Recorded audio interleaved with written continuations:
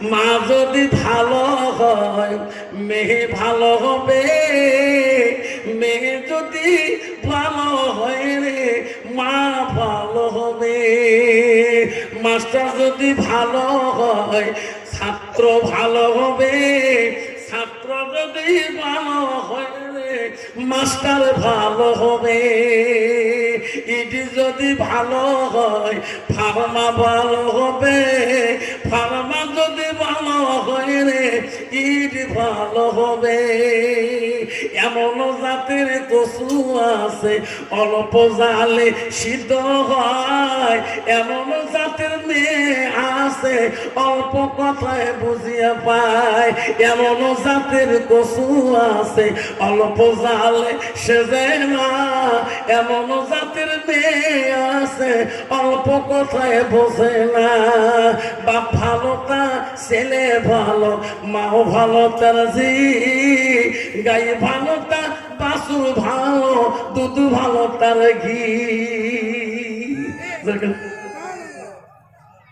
ঠিক বাবা শোনার চাঁদরা নবী বলছে আয়সা রে আয়সা তুমি আমাকে গোসল করে দিলে কি খুশি হবা? রসুল স্ত্রী মা আয়সা আম্মাজান বলছে ও মা বলে না, শুনুন আয়সা বলছে ওগো রসুল আমি আপনাকে গোসল করে দিলে আমার দেহটা ঠান্ডা হয়ে যাবে। রসুল বলো যাও আমি তোকে পারমিশনটা দিয়ে দিলাম। জোরে বল সুবহানাল্লাহ। মা আয়সা তাফসীরে লেখা আছে আয়সা যখন রসুলের কাছে গোসলের পারমিশন পেয়েছেন আয়সা সারাদিনের মধ্যে বলছে আল্লাহ আমার মতো ভাগ্যবতী নারী এই পৃথিবীর জগতে কেউ নাই আল্লাহ, আমি আজকে রসুলুল্লাহর গোসলের দায়িত্ব পেয়েছি। জোরে বল সুবহানাল্লাহ। আয়সা 2 মস্ক পানি নিলেন, নবীজিকে আনি গোসল করে দিবেন, আজকে করে আনি জল চৌকির মধ্যে রসুলকে বসিয়া দিলেন। আয়সা পানি আনলো নবীজি রে, আয়সা গায়ে পানি ঢালিয়া দিবে, নবীজি গায়ের মধ্যে পানি ঢালে না। আয়সা মুখের দিকে তাকায়, নবীজির মুখের দিকে তাকায়, নবীর গায়ে পানি কেন দেয় না? নবী বলে আয়সা তুমি না আমাকে গোসল করার জন্য আনলি, পানি গায়ে দাও, আমার পানি গায়ে দাও। আয়সা তুমি কেন পানি গায়ে দাও না? আয়সা বলো গো নবী আমি তোমাকে একটা প্রশ্ন করি, তোমাকে আমি গোসল করে দেব, তার আগে একটা আমার প্রশ্ন আছে। কি প্রশ্ন? নবী গো আমার আব্বা আবু বকর আমাকে 7 থেকে 9 বছর বয়সে তোমার সাথে বিবাহ দিয়েছে গো নবী, কোনদিন তোমার কথা অমান্য আমি করি নাই, কোনদিন তোমার কথা ত্রুটি করি নাই। আজকে আমার একটা প্রশ্ন আছে ওগো নবী, আমার প্রশ্ন হলো আপনার শিশুকালে আপনার বাল্যকালে আপনার কোন রোগ কোন বসন্ত কোন কলেরা হয়েছে নাকি? ওগো নবী আপনার শরীরে এত কেন কালো দাগ দেখা? আমার নবী বলে না রে, আমার নবী তুই চোখের পানি দিয়ে বুক ভিজিয়ে যায়। আয়সাকে বলে আয়সা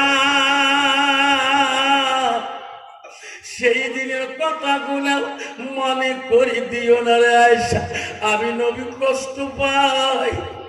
আয়সা আম্মা বলছে নবী গো কোন দিনের কথা মনে করি দিলে কষ্ট পায়?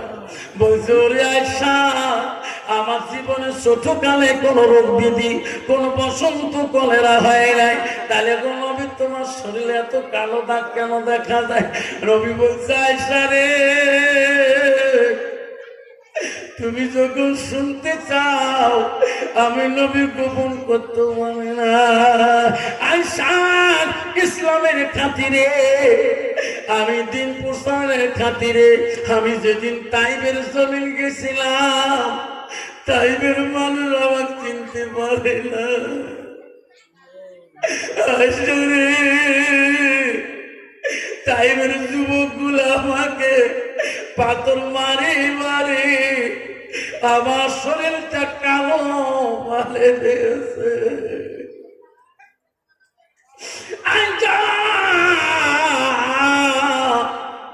তাইবের যুবকদের পাথরের মারি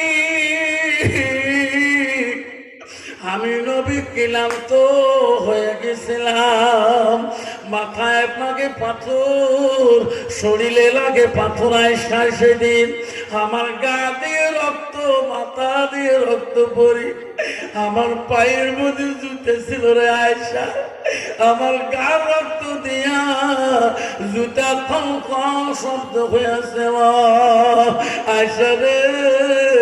আমি জমিনে, তাইবের জমিনে ঢুলি পড়ে গেছিলাম। আয়েশা কান্দে বলছে, ওগো নবী, আপনি ইসলামের জন্য এত কিছু করলেন, আল্লাহ কি তোমার পক্ষ হলো না? আয়েশা সঙ্গে সঙ্গে জিবরাইল হাজির হয়েছিল। জিবরাইল আসি বলছে, লাব্বাইক ইয়া রাসূলুল্লাহ, হাবিবুল্লাহ, আমি তোমার কাছে হাজির। ওগো নবী, কাতর হইও না, আল্লাহ ইনাদের উপরে নারাজ হয়ে গেছে। নবী গো, আমি তোমার সাহায্যের জন্য আসলাম। ও নবী, আপনার জবান দিয়ে বলেন, আমি জিবরাইল চোখের পলকের মধ্যে তাইবের জমিন আমি উলট পলট করে দেব।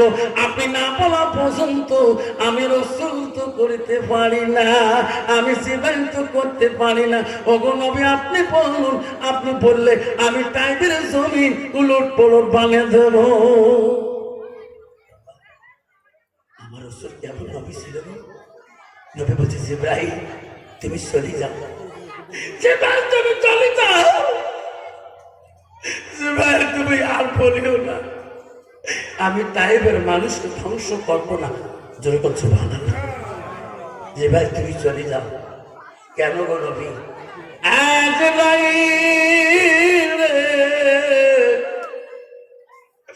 তাইবের মানুষ আমার না চিনতে পারে, তার জন্য আমি অভিশাপ দেব না নবী রে। জিবরাইল তুমি যা, আমি এই দুনিয়া ছেড়ে চলে যাব কবরে। একদিন তাইবের বংশ তাকিয়া আমাকে একদিন নবী বলে বানিয়ে নেবে। আব্বারে পরমা, এখনো তাইবের মানুষ যারা ভারত ত্যাগে যায়। আমার একজন দুলে ভাই গেছিল হজে, একজন তাইববাসীর সাথে গল্প করেছিল তাইবের ঘটনা নিয়ে। দুলে ভাই বলে, বলার সাথে লোকটা মনে হয় পাগলা হয়ে জমিনে পড়ে যায়। লোকটা খুব কান্দে রে, এখনো শোনা জাহাজের মুখে রে। তাইবের মানুষ খালি বলে, আল্লাহ আমার দেশে তাইবের জমিনে রাসূল কষ্ট পেয়েছে, আল্লাহ আমার নবী আমার সুপারিশ করে কিনা। আমার নবী বলল, ইজা মাতাল ইনসানু ইয়ানকাতাহু আমালহু ইল্লা মিন সালাসাতি। নবী বলল, মানুষের মৃত্যুর পরে মানুষের সৎ আমল গুলা, নেক আমল গুলা কবরে গেলে বন্ধ হয়ে যায়। আমার নবী বলল, ইল্লা মিন সালাসাতিন, তিনটা আমল কবরবাসীর জন্য বন্ধ হয় না। নাই থাকবে মা আয়েশা নবীজির গায়ে পানি দিবেন কিনা শুনতে পারবেন, নবীজির গা গোসল করে দিবে শুনতে পারবেন। আজকে আমাদের মা, আমাদের বাবা আজকে ধন্দগাছের জমিনে পড়ে আছে। বাবা, আমার মা কবরে পড়ে আছে, আজকে আমার আব্বা কবরে পড়ে আছে, আপনার দাদা দাদি কবরের মধ্যে জমিনে পড়ে আছে। আমি বাবজান, আমার আল্লাহ রাসূল বুখারী হাদিসে বললেন, ইল্লা মিন সালাসাতিন, তিনটা আমল কবরবাসীর জন্য বন্ধ হবে না। আমার নবীর ভালোবাসা যদি অন্তরে থাকে, মা বোনেরা, যদি নবীর ভালোবাসা অন্তরে থাকে, আল মাদ্রাসাতুল বাইতি, এই ধন্দা গাছের এই মাদ্রাসাটা নবীর ঘর গো। আজকে আমার নবীর ঘরে ভালোবাসার জন্য দেখি রাসূলের স্ত্রী মা আয়েশা তাকে গোসল নবীকে করে দিবে কিনা তাও শুনতে পারবেন। তার গোসলের বিপরীত কি হয়ে যাবে তারও তফসির শুনতে পারবেন। তার আগে আমি নবীর প্রেমিক হয়ে একজন নবীর ভালোবাসি হয়ে একটা বাবার কাছে আমি প্রায় বহুত কিলোমিটার হিসেবে আসামের জমিন থেকে মুসাফির হালত আছি। আল্লাহ রসুল বলছেন 3 ব্যক্তির দোয়া বিফলে যায় না। 1 নম্বর রসুল বলছে আল মুসাফির, যারা মুসাফির হালতে থাকে তার দোয়া বিফলে যায় না। আমি দ্বন্দ্ব কাছে আজকে মুসাফির হালে আপনাদের কাছে দোয়া নিয়ে চলে যাব, আপনার কাছে আমি দোয়া করে চলে যাব। এই দোয়ার আগে একটা বাপ না, আমি 5টা বাবার কাছে নবীর ভালোবাসা অন্তরে রাখিয়ে, যেখানে এলেম শিক্ষা করা হয়, আল্লাহর কোরআনকে শিক্ষা করা হয়, সেই নবীর ভালোবাসা অন্তরে রাখিয়ে আমি 5টা বাবার কাছে আমি 10,000 টাকা করে নিয়ে আমি একটু দোয়া করব। আমি মুসাফির, আমি সকালে গাড়িতে উঠছিলাম, আমি স্কুলে খালি যে সই করছিলাম, সই করি বলছিল স্যার আমার সেই ইসলামপুরে দাসপাড়া জলসা আছে, আমার একটু ছুটি দেন।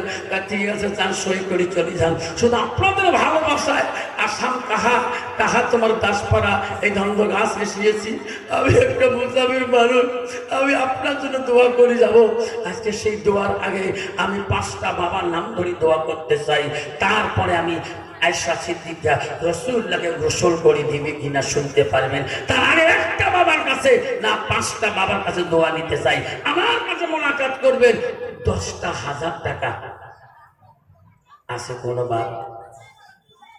10,000 টাকা আমি 5টা